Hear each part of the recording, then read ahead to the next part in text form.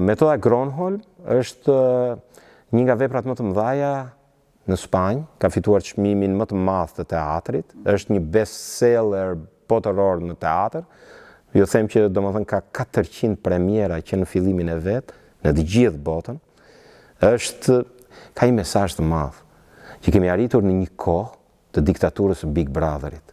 Kemi arritur në një kohë kur ne nuk e dim se kush kemi përballë. Kemi arritur në një kohë të diktaturës së psikologëve.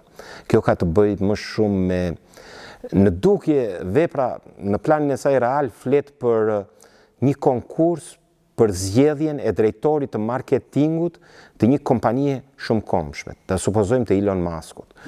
Dhe gjithë testet që kalojnë aty, gjithë shka që përtypin aty, gjithë shka që kanë krijuar psikologët aty, duken si një Big Brother i madh. Por ideja më e madhe është që kemi arritur në një kohë kur ne nuk e dim kë kemi përballë, ka shumë maska rreth nesh. Dhe kjo lojë maskash tashmë është në shoqërinë shqiptare.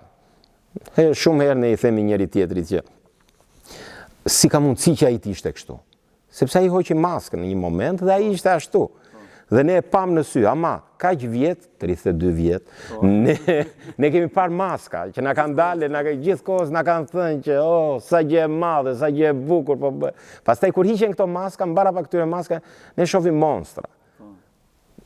Kjo është këmbana më e madhe. Është komedi e zezë.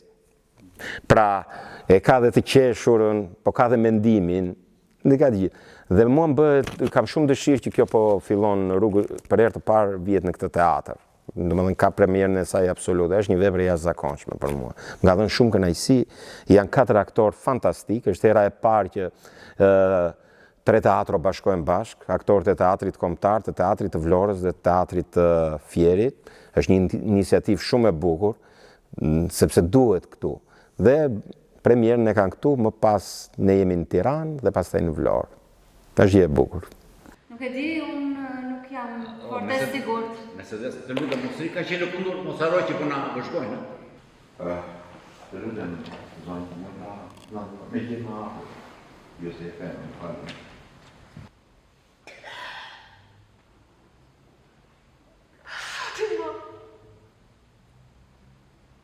Dakor. Po përpiqem t'ju shpjegoj aq sa mund. Që këtë më kërkua. Më kërkuan që të bëja të qaj. Unë them është ai. Henrik Fonda në dispozicionin tuaj.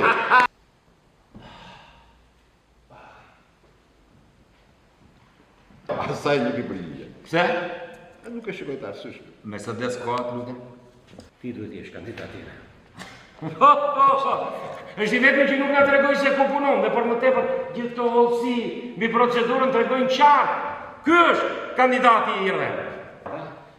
Por nuk po bëj shaka. Ti shoh këtu, nuk jam puna aty këtu. Tani po troket sjelshëm. S'është procedurit për zgjedhje, do tjetër gjë duhet jetë.